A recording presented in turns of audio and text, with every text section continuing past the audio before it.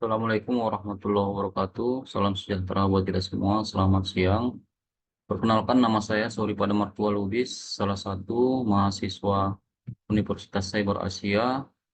Baik, pada kesempatan kali ini saya ingin mempresentasikan mengenai mata kuliah etika bisnis dengan materi tantangan etika bisnis dalam dunia bisnis, sebuah refleksi filosofis tentang pentingnya etika dalam dunia bisnis. Adapun agenda penyampaian pada presentasi kali ini, yang pertama adalah pemaparan hasil dan pembahasan, kedua kesimpulan, dan yang ketiga referensi. Tahap pertama adalah hasil dan pembahasan. Hasil dan pembahasan di sini meliputi hakikat bisnis.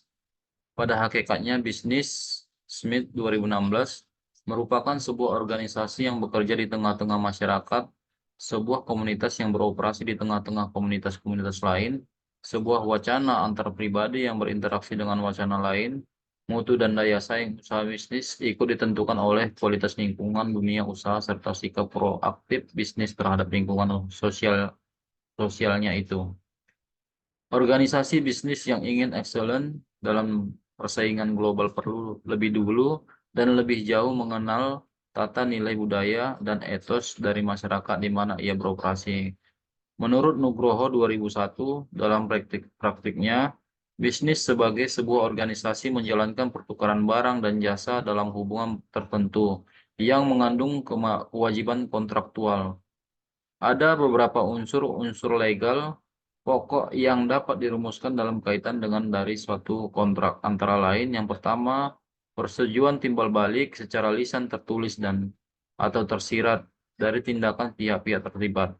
Tergantung pada berbagai macam situasi dan kadang-kadang disarankan pada aturan tertulis. Yang kedua, kemampuan pihak-pihak terlibat mereka waras dan dari segi hukum sudah membuat persetujuan atas nama dirinya sendiri. Dan yang ketiga, barang yang dipertukarkan, pertukaran barang dan jasa yang mempunyai nilai. Selain itu, supaya sebuah kontrak dapat benar-benar mengikat pihak-pihak yang mempunyai nilai, terlibat dan secara legal dapat dipaksakan, harus ada. Yang keempat, objek hukum yang dimaksud adalah bahwa kewajiban legal tersebut tidak menuntut orang untuk melakukan sesuatu yang mustahil dilakukan atau bertentangan dengan hukum. Dengan mendasarkan diri pada pemahaman bisnis di atas, maka dapat disimpulkan bahwa pada dirinya sendiri bukan merupakan perwujudan dari keserakahan. Hasil dan pembahasan selanjutnya adalah keserakahan itu sendiri muncul dalam kerangka persaingan bisnis yang tidak sehat sebagai wujud dari pemahaman bisnis sebagai suatu kegiatan profit making semata.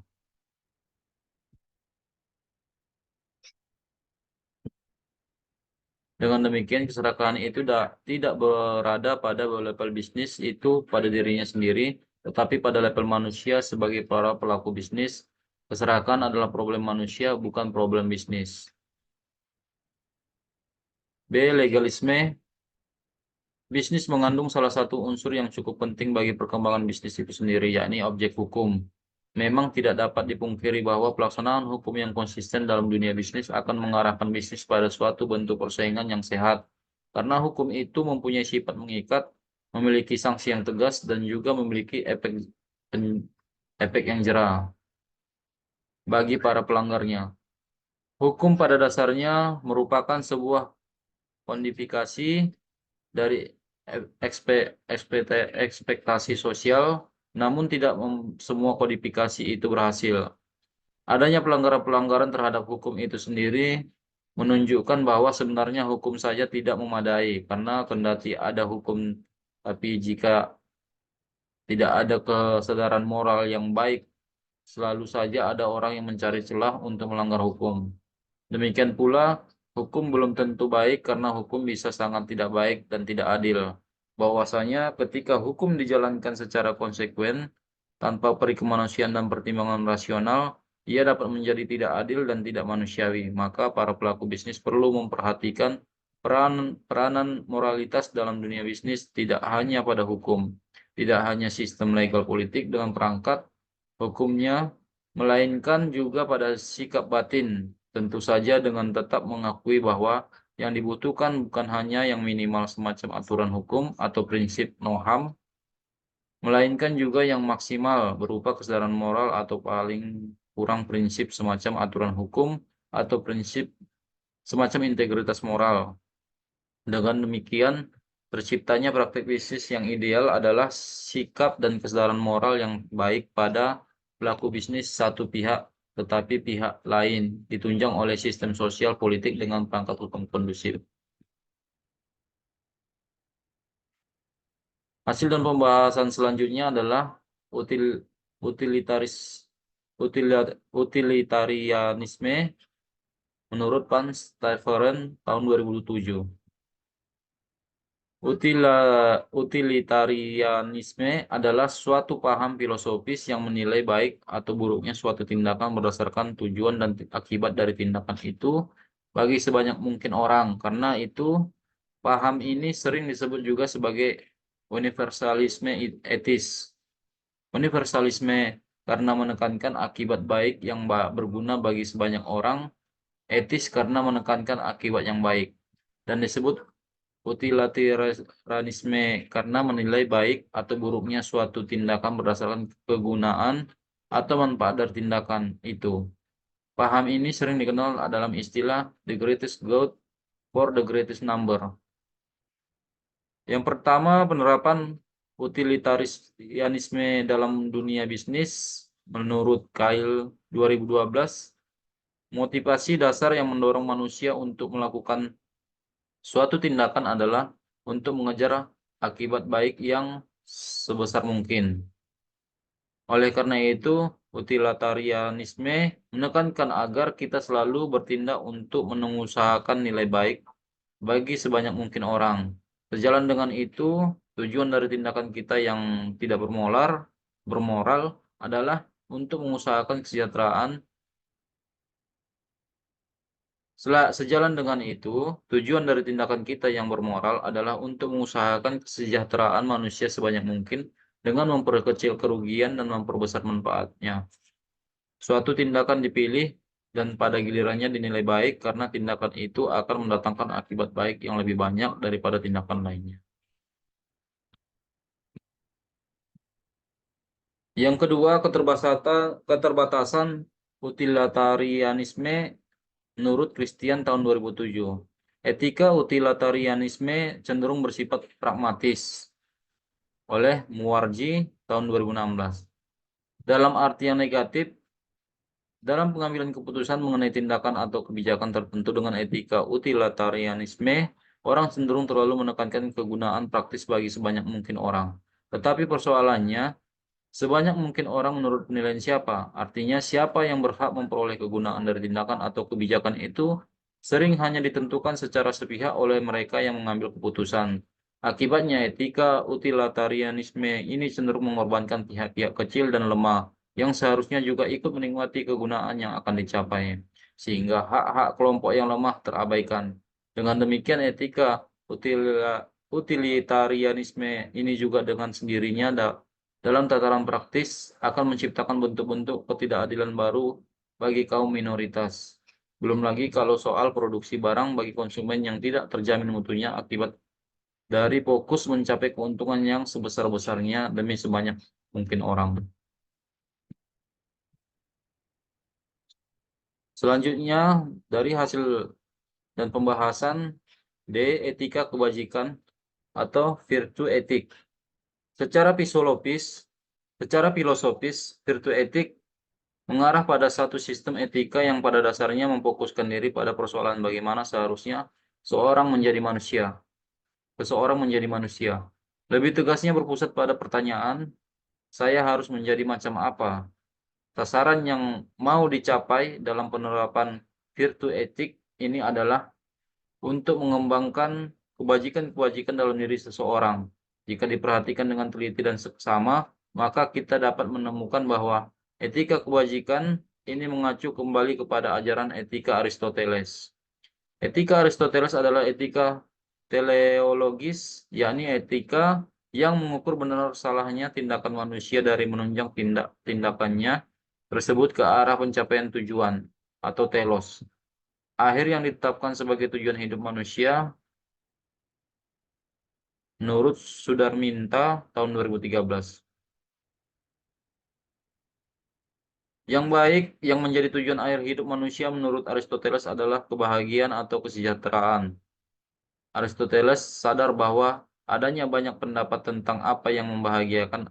Ada yang menganggap itu kenikmatan, kekayaan, kekuasaan. Masalahnya sekarang adalah bukan apa yang senyatanya dicari manusia sebagai yang dianggap membahagiakan, melainkan apa yang semestinya menjadi tujuan hidup manusia.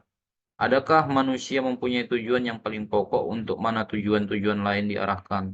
Kalau ini diketahui, maka menurut Aristoteles, inilah yang menjadi tujuan akhir setiap tindakan manusia dan yang akan memberikan kebahagiaan sejati untuknya.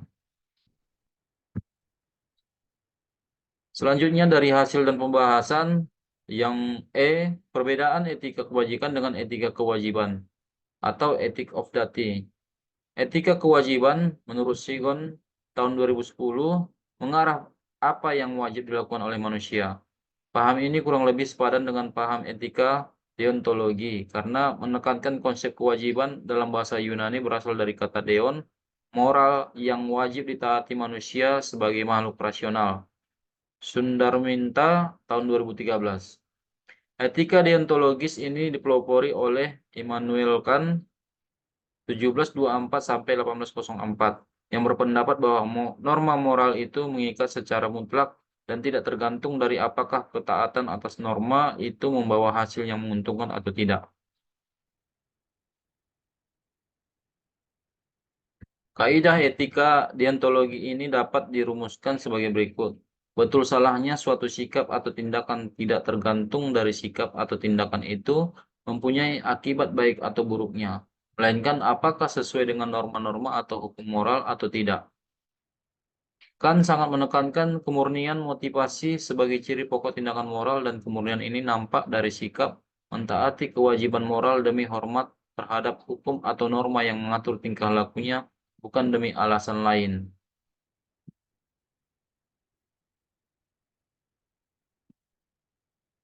Selanjutnya hasil dan pembahasan relevansi etika dalam dunia bisnis. Menyoal mengenai relevansi etika bagi dunia bisnis sampai sekarang kiranya tetap menjadi sebuah perdebatan tersendiri. Malahan Thomas E. White mencatat bahwa hingga tahun 1960-an, bisnis etik masih sering diolok-olok sebagai oksimoron. Begitu pula pengertian bisnis itu sendiri dilihat bertentangan dengan etika karena dalam tataran praktis bisnis sering terjadi bahwasanya untuk mencapai keberhasilan para pelaku bisnis harus berani melakukan tindakan yang tidak terpuji. Namun dewasa ini semakin banyak kalangan yang menganggap kata etika merupakan penyeimbang bagi kata bisnis, sehingga dengan keseimbangan itu, bisnis mengarah pada suatu persaingan yang sehat.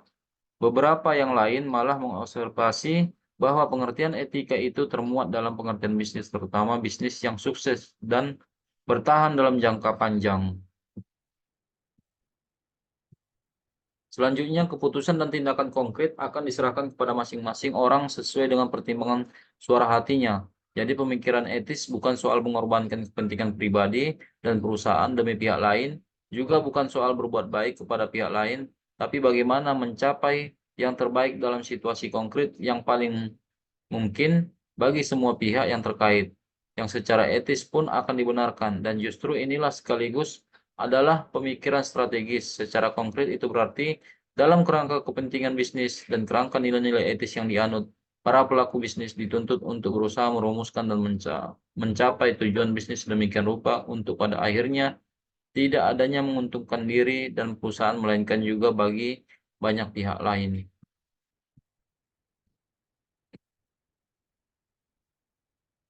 Part selanjutnya mengenai kesimpulan. Pada kesempatan kali ini, kesimpulan dari penulisan ini adalah di dalam persaingan dunia usaha yang sangat ketat ini, etika bisnis merupakan sebuah harga mati yang tidak dapat ditawar lagi. Dalam zaman keterbukaan dan luasnya informasi saat ini, baik buruknya sebuah dunia usaha dapat tersebar dengan cepat dan luas. Memposisikan karyawan, konsumen, pemasok, pemodal, dan masyarakat umum secara etis dan jujur adalah satu-satunya cara supaya dapat bertahan di dalam dunia bisnis saat ini. Ketatnya persaingan bisnis menyebabkan beberapa pelaku bisnisnya kurang memperhatikan etika dalam bisnis. Etika bisnis mempengaruhi tingkat kepercayaan atau trust dari masing-masing elemen dalam lingkaran bisnis. Pemasok atau supplier, perusahaan, dan konsumen adalah elemen yang saling mempengaruhi. Masing-masing elemen tersebut harus menjaga etika sehingga kepercayaan yang menjadi prinsip kerja dapat terjaga dengan baik. Etika berbisnis ini bisa dilakukan dalam segala aspek. Saling menjaga kepercayaan dalam kerjasama akan mempengaruhi besar terhadap reputasi perusahaan tersebut, baik dalam lingkup mikro maupun makro. Tentunya ini tidak akan memberikan keuntungan segera, namun ini adalah wujud investasi jangka panjang bagi seluruh elemen dalam lingkaran bisnis. Oleh karena itu, etika dalam berbisnis sangatlah penting. Berikutnya, referensi. Berikut adalah referensi sumber yang didapat dari penulisan karya tulis ini. Demikian saja penyampaian presentasi mengenai pemenuhan tugas ujian akhir semester mata kuliah Etika Bisnis. Terima kasih, saya sudahi. Assalamualaikum warahmatullahi wabarakatuh.